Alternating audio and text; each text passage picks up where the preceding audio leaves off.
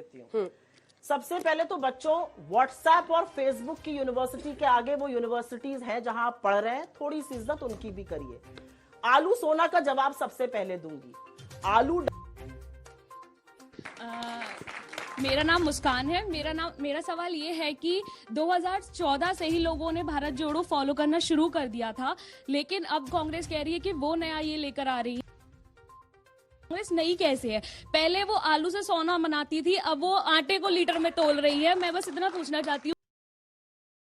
चलिए शुरू करते हैं। एक साथ 3-4 सवाल लेते हैं, फिर जवाब लेंगे। जल्दी। मेरा नाम वैभव है। आप सभी से क्वेश्चन पूछना है कि जो राहुल गांधी जी की यात्रा है, ये परिवारवाद यात्रा है। अगर इनको भारत जोड़ो यात्रा करनी है तो पीओके से करे। और जीजा जी की प्रॉपर्टी क्यों नहीं बता रही हैं आप? मोदी जी की प्रॉपर्टी, मोदी जी की प्रॉपर्टी, सबसे ज्यादा प्रॉपर्टी तो जीजा जी की है। बड़ा हरामी हो बेटा। छोटा सा जवाब, मैं इसका जवाब दे देती हूँ। एक साथ लेते हैं कुछ सवाल। सत्ता तक पहुंचने के लिए आडवाणी जी ने रथ यात्रा निकाली थी। क्या राहुल जी भी उसी रास्ते के तलाश में हैं? ठीक है। बीजेपी को कांग्रेस के साथ लाने के लिए मेरा सवाल आपसे है, आप सबकी दुकान ही बंद करा देंगे। मेरा नाम रिद्धि है और मेरा सवाल आपसे है कि अब ये भारत जोड़ो जो आंदोलन चल रहा है, क्या ये वोट बटोरो आंदोलन है या वाकई में भारत जोड़ो आंदोलन? ठीक है। समझ रहे हो आप? समझ रहे हो?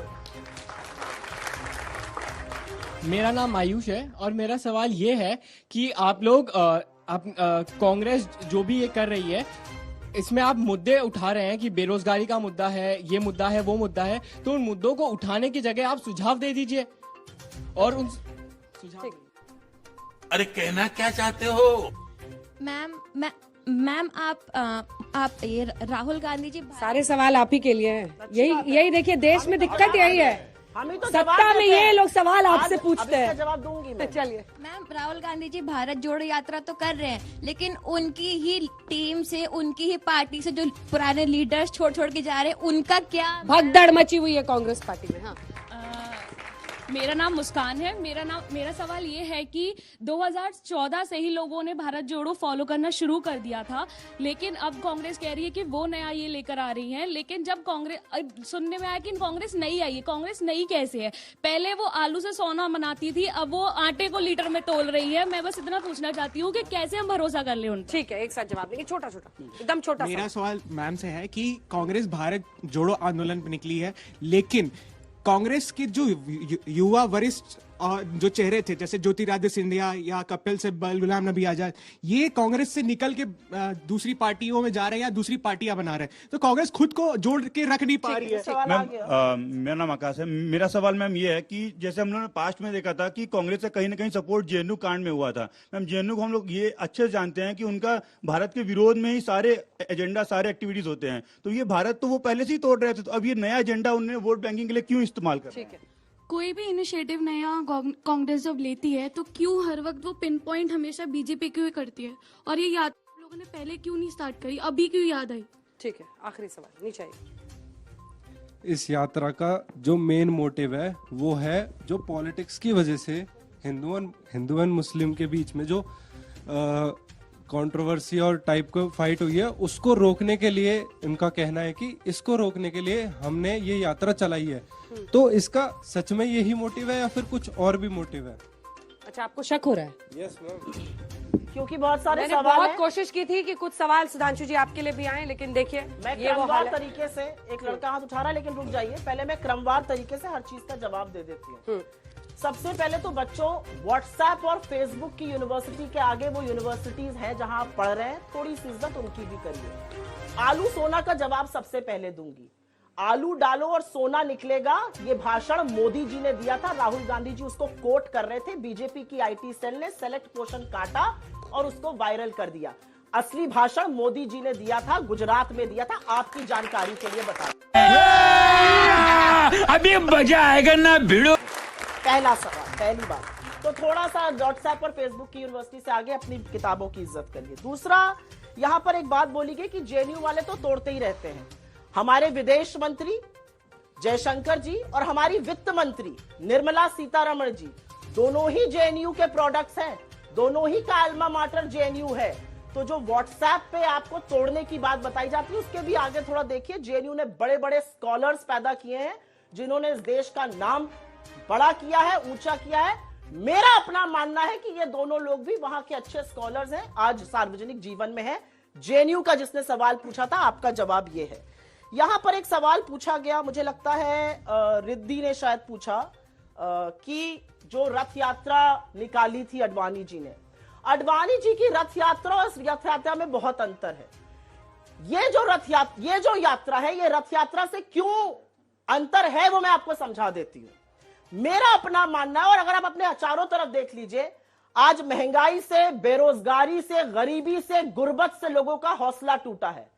कल शाम को ह्यूमन डेवलपमेंट इंडेक्स की रिपोर्ट आई है, जिसमें हम 130 से 132वें स्थान पर चले गए। नेपाल, भूटान, चीन और बांग्लादेश के नीचे। ह्यूमन डेवलपमेंट इंडेक्स का मतलब है शिक्षा में, स्वास्थ्य में, स्टैंडर्ड ऑफ लिविंग में आप लगातार स्लिप कर रहे हैं, तो आंकड़े तो नहीं झुठला सकते। तो लोगों का हौसला टूटा है। हिंदू मुसलमानों को, आदिवासियों को, दलितों को, राज्यों को आपस में, राज्यों को केंद्र से जिस तरह का मनमुटाव है, जिस तरह का लड़ाया जा रहा है, उससे लोगों का विश्वास टूटा और उसको जोड़ने की जरूरत है। एक मिनट। और इसलिए ये यात्रा अन्य किसी भी यात्रा से, इसमें अंतर है। यहां पर एक सवाल पूछा गया, सुझाव दे दीजिए। सुझाव देने को हम बहुत तैयार हैं और हम हर बार सुझाव देते हैं, लेकिन 8 साल से झुंझुना बजाने तो मोदी जी भी नहीं सत्ता में बिठाए गए थे कि वो झुंझुना बजाएंगे और हम सुझाव देते रहें। जब हम सत्ता में आएंगे तो हम कर देंगे, लेकिन सुझाव हमने लगातार दिए। हमने कहा था कि पैदल मजदूरों को मत चलाइए। हमने कहा था एकदम से लॉकडाउन लगाकर लोगों की आय खत्म हो जाएगी, वो मत कीजिए। हमने कहा था चिलमिलाती धूप में लोग मरने लगेंगे, मत चलाइए, लेकिन इन्होंने लाखों मजदूरों को चलाया। हमने कहा था कोविड के लिए प्रिपेयर रहिए। फरवरी में सबसे पहले राहुल गांधी जी ने कहा था सुनामी आने वाली है, तब मोदी जी मध्य प्रदेश की चुनी हुई सरकार गिरा रहे थे और नमस्ते ट्रंप करा रहे थे, दीदी ओ दीदी कर रहे थे। जब वैक्सीन बनाना चाहिए था देश में, हमने सुझाव बहुत दिए, सुझाव सुनने वालों ने सुझाव नहीं सुने। और एक बात यहां पर, क्योंकि 2 लोगों ने पूछी, इसका जवाब मैं बिल्कुल दूंगी और ये सवाल का जवाब देना जरूरी है कि हमारे यहां से लोग छोड़ के जा रहे हैं। मुझे ऐसा लगता है कि आज जो विपक्ष की राजनीति है, उसमें सिर्फ आप एक पॉलिटिकल पार्टी से नहीं लड़ रहे, आप एक ऐसे पॉलिटिकल फोर्स से लड़ रहे हैं जिनको लगता है कि आप उनके राजनीतिक प्रतिद्वंदी नहीं है, आप उनके दुश्मन हैं। और इसलिए चाहे वो ईडी हो जो उनकी फ्रंटल बन चुकी है, सीबीआई हो, इनकम टैक्स हो, पैसे के बल पर चुनी हुई सरकारों को गिराना और डराने धमकाने का काम वो करते हैं। लेकिन ये भूल जाते हैं कि कुछ लोग हैं जो इससे नहीं डरेंगे, कुछ लोग इसके प्रभाव में आ जाते हैं, और इसलिए विपक्ष की राजनीति करना आज बहुत मुश्किल हो गया है। जिनका ध्येय लाइफ में सफदरजंग रोड पे घर बना रहे वो जरूर छोड़ के कांग्रेस जाएंगे, लेकिन जिनका ध्येय है कि हम लड़ेंगे, वो आपके सामने खड़े होकर जवाब देंगे। और एक चीज, गुलाम नबी आजाद किससे डर गए? गुलाम नबी आजाद G23 के नेता किससे डर गए? किसके? G23 के जो नेता है वो सारे पार्टी से चिपके हुए हैं अभी भी। किस पर ईडी और सीबीआई का काम हो रहा है? ये थ्योरी कैसे चलेगी? मैं बताती हूँ। गुलाम नबी आजाद जी का मेरी उनसे बहुत लंबा उनसे सरोकार है, मेरे पिताजी के मित्र होते थे वो। लेकिन मुझे इस बात का दुख है कि पिछले 8 सालों में मैंने जब उनके भाषण खखोले, मुझे एक भाषण नहीं मिला जब उन्होंने मोदी जी के खिलाफ बोला। क्यों इतना डर डर के बोलते हैं? आज इन बच्चों के भविष्य की बात है, आप क्यों नहीं वो बात करते हैं? आज इन बच्चों के रोजगार की बात है, क्यों नहीं मोदी जी को घेरते हैं? और अंत में मैं एक बात जरूर कहना चाहती हूं, आज भी प्रेस कॉन्फ्रेंस राहुल गांधी जी ने करी, पहले भी करी थी, बिना टेलीप्रॉम्प्टर के बोलते हैं। वो टेलीप्रॉम्प्टर जीवी नहीं है कि टेलीप्रॉम्प्टर फेल तो जैसे मोदी जी ढेर हो जाते हो जाए। मैं तो यहां से, इस मंच से खुली चुनौती आप लोगों को देती हूं, भगवान करे एक दिन ऐसा आए जब आप भी ऐसे शो में जाइए जहां पर मोदी जी आए, खुले मंच की प्रेस कॉन्फ्रेंस हो और बिना लिखे क्वेश्चन उनको पहले से। अभी तक 0 प्रेस कॉन्फ्रेंस करी है प्रधानमंत्री ने 8.5 सालों में। यह देश का लोकतंत्र है।